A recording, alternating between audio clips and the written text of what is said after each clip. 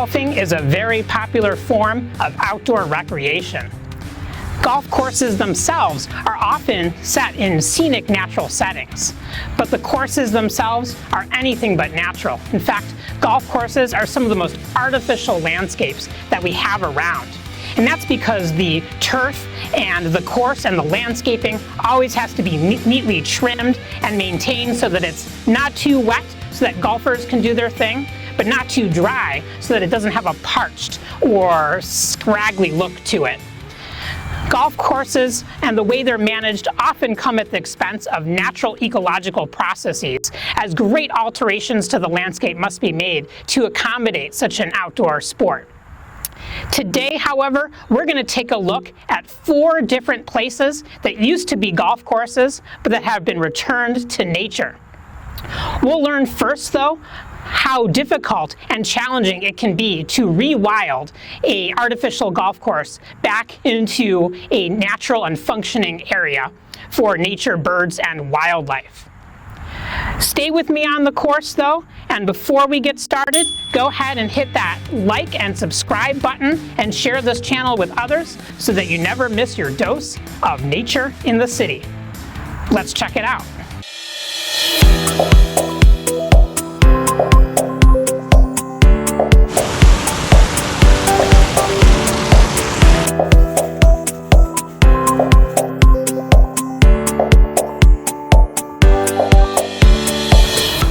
Old phrase, let nature take its course, doesn't always work out like you might think. Some may think that rewilding a golf course only entails letting the grasses and plants grow tall and letting nature do its thing, and in result you'll end up with a beautiful meadow or deep forest like this. The truth of the matter is, just letting a golf course go on its own back to nature ends up looking more like something like this, where I am right now, an empty lot with a lot of scraggly weeds and undesirable plants. And that's because when golf courses were constructed, they often stripped away the original soil layers, and with that, any seeds in the seed bank of the soil. Moreover, a lot of the soil became compacted, and the result is an environment that would take years and years, if not centuries, for original native vegetation to regrow back in and reestablish themselves, including many trees. Changes to the ground and soil are not the only things that had to be altered when golf courses were built. Water, or rather the flow of water, has been greatly altered on most golf courses. You need enough water to keep the greens green, but not so much water that the course becomes soggy and you detract golfers from being able to play. So in many cases, when golf courses are rewilded to nature, a lot of stream restoration and wetland restoration has to take place. For example, the wetland and pond that you see behind me went through extensive restoration and a lot of environmental engineering went into it so that it could become a functional wetland again. Today, we're going to take a closer look at a few different sites that were once golf courses and now have been rewilded to nature, including the one where I'm standing now. And we'll see that a lot of these places are looking less and less like golf courses and more like beautiful and diverse natural areas. Let's go take a closer look. The former Acacia Country Club, located at the present-day intersections of Cedar and Richmond at the Beechwood-Lyndhurst border, opened in 1922. Designed by famous golf course architect Donald Ross, the country club owned 176 acres and had over 400 members. Like many country clubs across the country, Acacia faced declining membership, and in 2005, the club sold nearly 18 acres to a developer. Fortunately, club members weren't willing to let the land be developed, despite the generous offer, and after a flurry of lawsuits and advocacy, the club was later sold in 2012 to the Conservation Fund, a Virginia-based nonprofit, for the price of $14.75 million. The fund then donated the land to Cleveland Metro Parks. Now known as Acacia Reservation, the park is filled with rewilded meadows, restored wetlands, uncovered free-flowing streams, and the restoration of Euclid Creek, whose headwaters are nearby. Restoration of the golf course to a natural area took a decade and is still ongoing. Wildlife has returned to this section of the Euclid Creek Valley, and a once exclusive country club is now a popular nature-based recreation spot for all.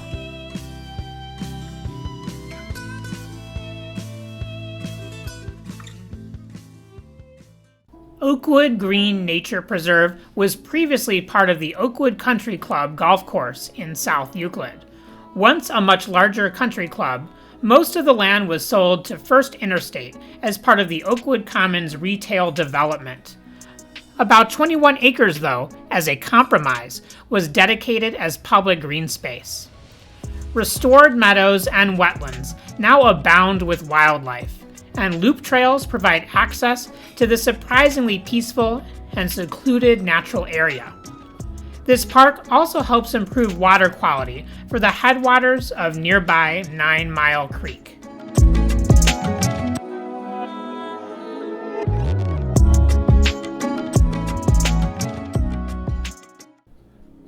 Orchard Hills Park, a 237-acre park, was formerly managed as a golf course and is now a part of Geauga Park District, who has been reclaiming it as a natural landscape. When Orchard Hills Golf Course ceased operations in January 2007, the Patterson family worked with the Western Reserve Land Conservancy and the Geauga Park District to permanently protect the property and restore it to its former natural state, a mature beech maple forest ecosystem with clean headwater streams and wetlands for the Chagrin River. Restoration efforts are ongoing, and while a full return to a mature forest may be difficult to achieve, we can admire the fruits of labor of the Park District, whose results are stunning.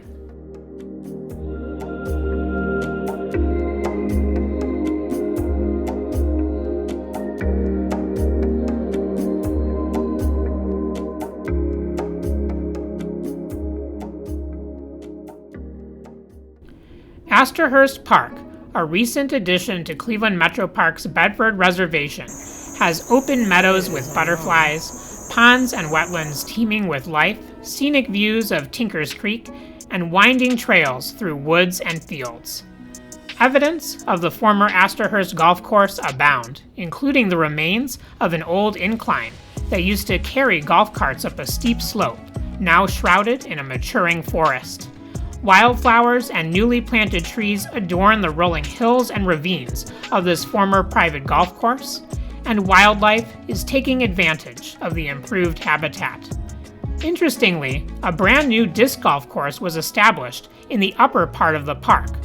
Much less impactful than regular golf, the course is surrounded by the park's rolling meadows and woods, and park users can still walk and enjoy nature while others around them play their rounds of disc golf. The course itself is free and perhaps offers the best of both worlds, a recreational opportunity that is immersed in nature. The former irrigation ponds below have been restored into fishing ponds and wetlands, making this place an increasingly popular area for enjoyment of the great outdoors.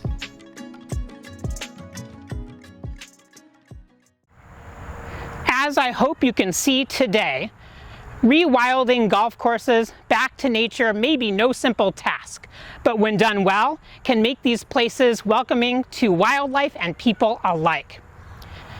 As development continues and as land values increase, the pressure to develop golf courses and country clubs continues.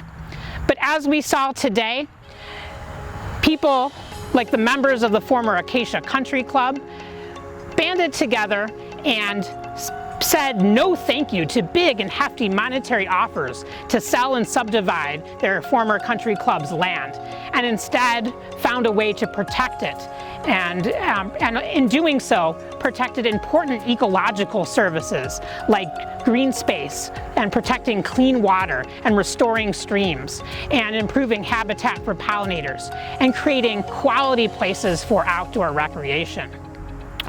Where I am right now at Washington Golf Course in Cleveland Metro Park's Washington Reservation is still a golf course, but it's an Audubon certified golf course, which means it's managed and maintained with wildlife and bird habitat in mind as well. Perhaps when we assess the value of private lands, maybe we should also factor in their value and contributions to the protection of bird habitat, wildlife, and protecting our clean air and water. What do you think? Do you think country clubs who are looking to sell their land should try and band together and preserve it? Is it something that's always feasible to do? What are some compromises that we could come up with? Have you visited any of the places that we've been today, or do you have any memories of them when they were country clubs? Let me know in the comments below, and as always, I'd love to see your photos and memories of some of these places if you've been to them. From the rolling hills of Cleveland, Ohio, my name is Alex, and I'm your CLE Urban Naturalist.